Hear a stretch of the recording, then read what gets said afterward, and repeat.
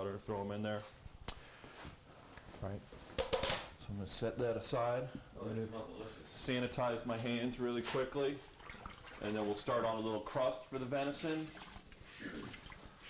Where did you grab that silverware? Just forks and knives? Right behind the egg. I mean the egg, right there. Yeah.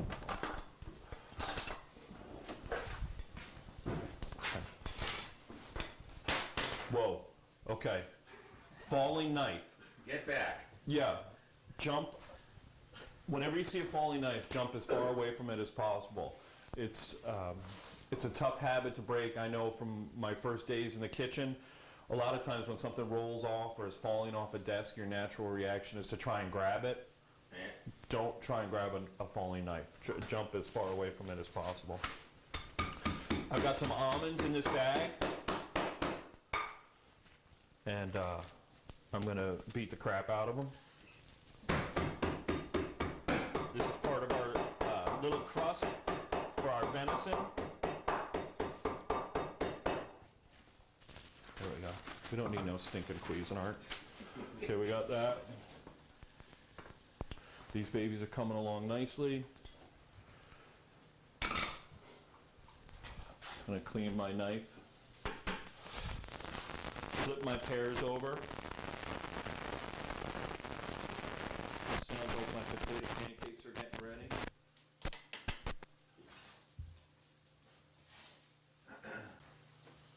Okay, great. Our potato pancakes are finished basically. We're gonna pop those in the oven and keep them warm. Our cauliflower and carrots are coming along beautifully. I'm going to take this down. Yeah, right. Yeah, that's right. So I'm gonna take it down. I'm gonna take my potato pancakes, pop those right in there with them. Okay. Just to keep them warm. Just to keep them warm. Yeah, that's I'm going down temperature wise. There we go. Convection.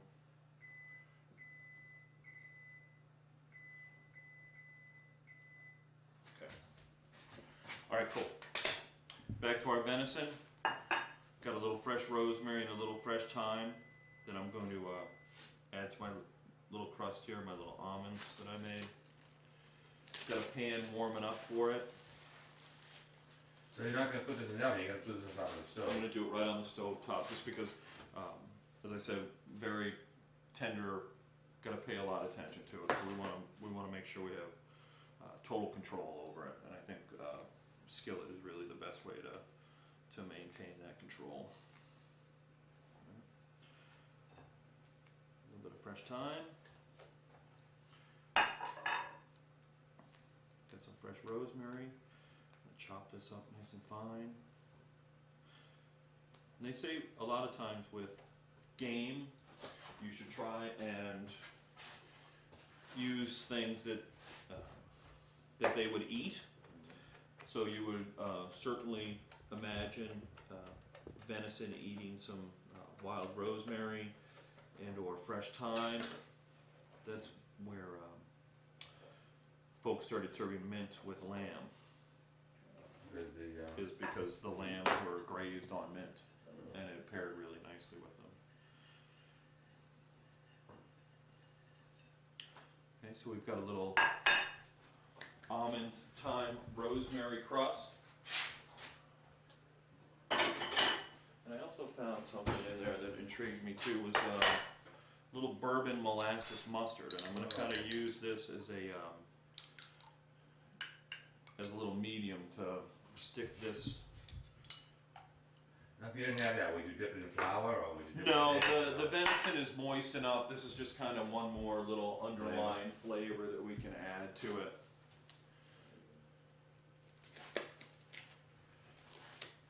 So basically, we're going to take our. If you're ever breading anything, and you've ever had trouble when you're finished breading, you've got a handful of breading. There's two ways to do it. Gloves work beautifully. You buy them at the hardware store or anywhere. They're great to have around the house. You can do it that way, or use one hand dry ingredients, one hand wet ingredients, and that way it won't create that layered crust. So we're just going to take our venison steaks, get a little drop in that.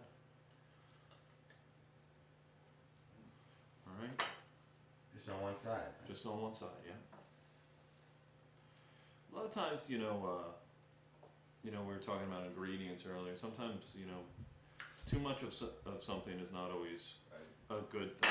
You know, you've got these beautiful venison steaks. We're really just kind of trying to enhance the venison steak as opposed to make something, you know, overpower it.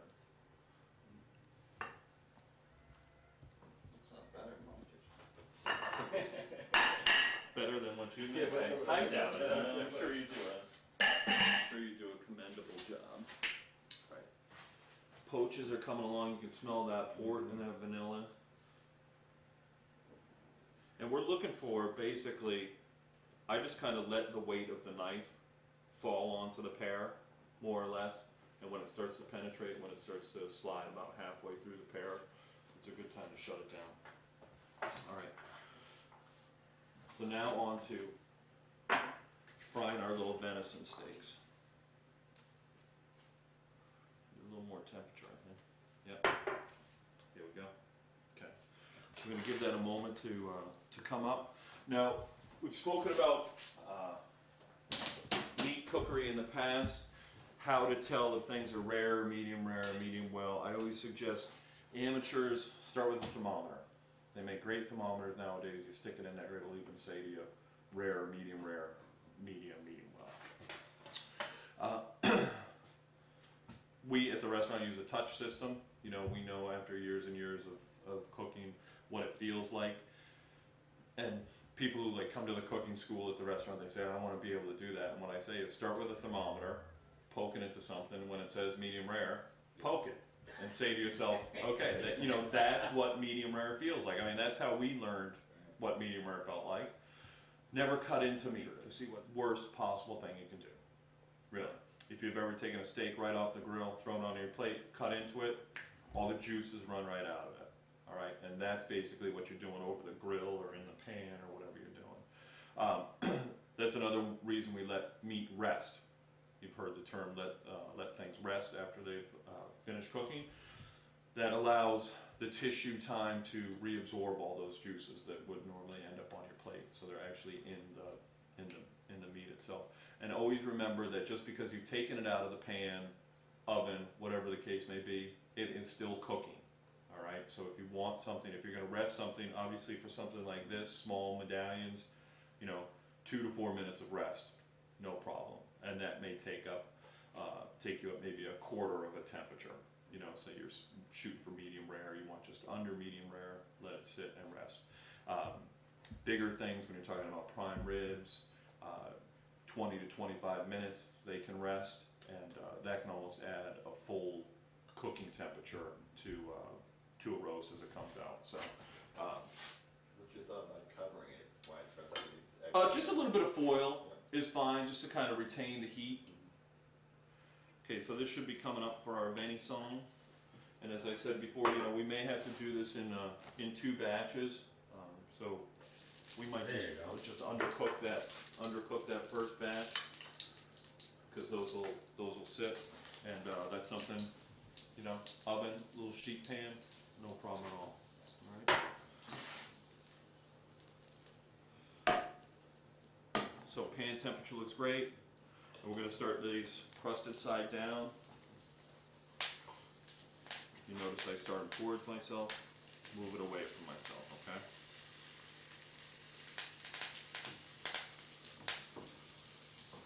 Once again, we don't want to crowd the pan.